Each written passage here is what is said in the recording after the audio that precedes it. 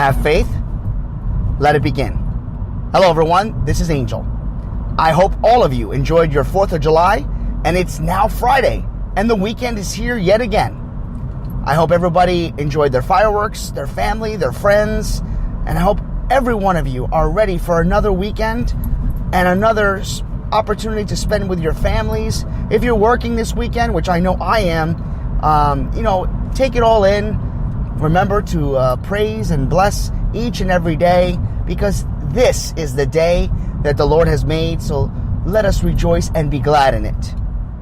Last week, I said to you that I would be sharing more and more stories, so let's get right to it. I have been with my wife for over 11 years, and when I met my wife, it was quite of a surprise, because I had, and we'll talk about this in other stories of my past, but I went, after a big breakup that I had in 2001, I had a 6-year hiatus. I did not get myself involved in a relationship. I focused my attention on friends and my career, and eventually I decided to leave Rhode Island after being there for 6 years and to go back and finish my college. When I enlisted into college, I reunited with 2 friends of mine that I went to high school with and also spent some college with. Their names are Randy and Heath. We were able to rekindle some friendships and start hanging out again. Eventually, one day, I was asked to go and hang out at Randy's house.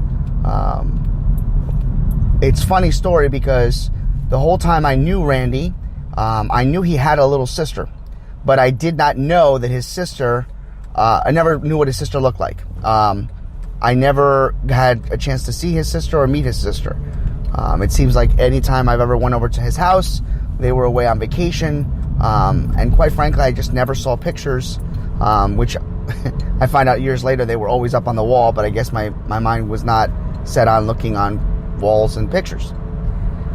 Well, I went over to his apartment at the time, and let me just give you my mindset. At this point, I was done with relationships for a while, and I needed to put my school first, and I guess that happens when you're finally not looking, they say, is when you finally find someone. I walked in, and I saw his sister, and I was taken back. I was surprised to be honest with you, I didn't see how beautiful she was. I didn't think just like the way I'm talking right now is exactly how I felt. Let's just put it that way. I was just like, wow, she's a cute little girl. She's definitely beautiful. So, we hanging out, everybody's having a good time, and eventually she had said that her back was hurting, and I guess the little slick style that I don't have anymore. I don't have those moves anymore, but I asked if I could give her a massage, and she was okay with it, and I can honestly say the rest is pretty much history. We hit it off pretty well, and I asked permission for Randy to take her out on a date, and he gave me his blessing, and one day I'll get in detailed as to our first date, and I'll tell you all the funny things that happened along the way as I discuss our road to marriage. But this is the part of the story that I really wanted to talk to you about. We were married in June of 2015, and when I first met Rachel and we started getting more and more deep into the relationship, it was very, very clear that she did not want children. I always pictured myself married with children, and for some of you right now, they may be thinking, wow, that's definitely a deal breaker for me. I can honestly say, at the point of my life at that time, it was not a deal breaker for me, because at that time I had met somebody who treated me very well. I've never been treated so well. She treated me, I don't even want to use a cliche. Let's just say she just treated me so well, there was no way that I was going to back down or back away from that. Now, I did let her know that I did want children, and one day, and I'm hoping, that things could change, and we kind of left it at that. I prayed about that for the longest time. I did not pray for her to change her mind. I prayed to God to allow whatever He felt was the right thing for our path to have happen. I said, God, if you think that we are meant to have children, let it be. So, as the years went on, Rachel and I encountered many obstacles, as do many relationships previous to our marriage. We had a couple incidences where the relationship almost failed.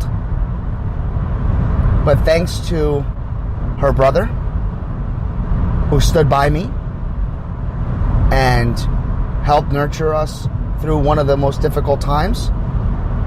Thanks to my friend Brian, who you've heard before on this podcast. Thanks to Sigfredo and to Chip and to some of Rachel's friends. Tiana, Ashley.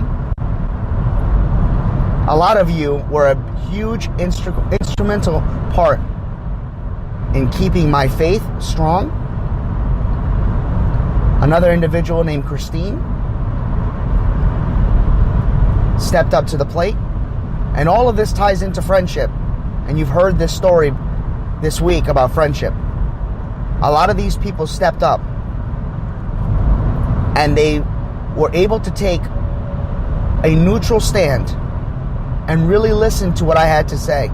And really keep me on the right path.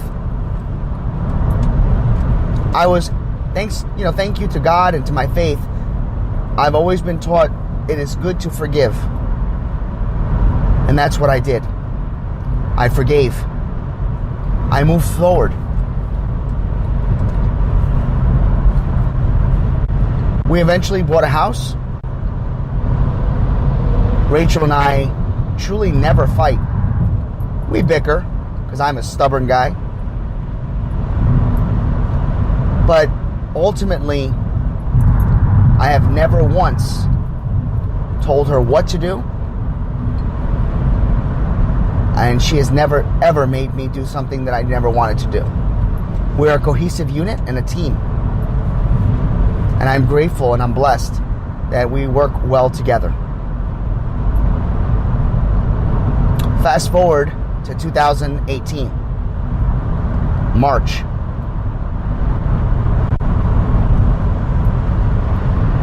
By now you've heard all of my stories.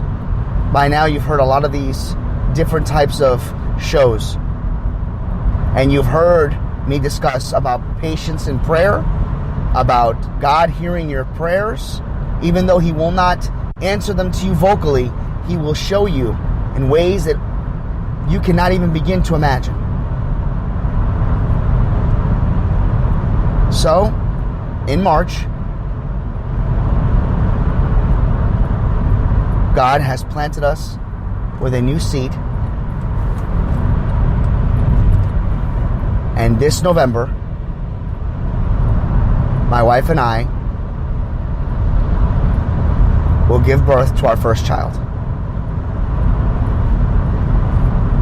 11 years ago, I would have never thought that they would ever come. 5 years ago, I would have never thought that would come. But I had faith. God has a plan. God is changing our lives. And as I stated last week, I was going to have news for you.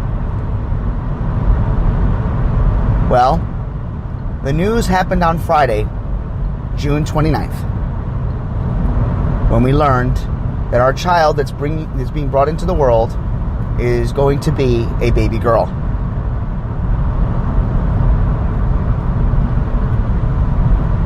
I am so overjoyed with happiness. I have so much love in my heart right now.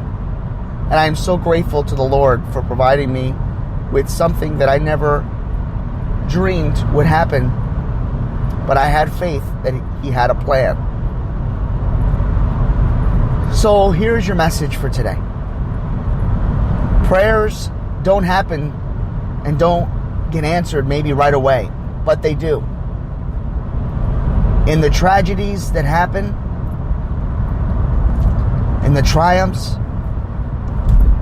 in the backlash, in the negative, in the positive, on the good days and on the bad days, God listens. He hears your prayers.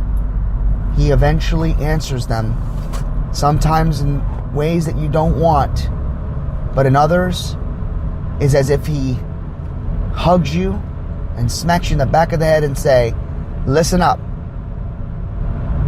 It's time. I'm going to be a father. And I've been saying that for almost 3 months. I'm going to be a father.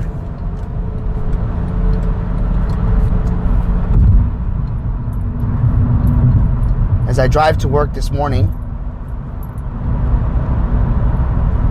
I picture the smiling face of my daughter. I picture her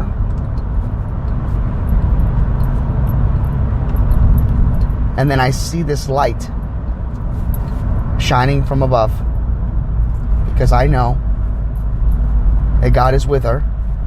He's with us, and He's listening. I wanted to share that story with you today. I don't really have a formal ending because it's something that just came straight from my heart. But as the months and weeks come by, I will be sharing with you until ultimately we give birth to our child. I will keep you posted. And I thought it'd be the right thing to do is to share that with all of you.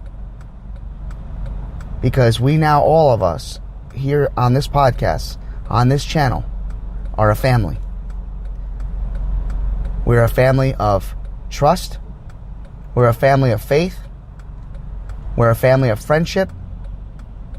And I'm hoping that my stories, my struggles, and all my future episodes continue to help you each and every day of your life. Enjoy your weekend, and I'll see you all again Monday morning. Have faith. Let it begin. I'm going to be a dad.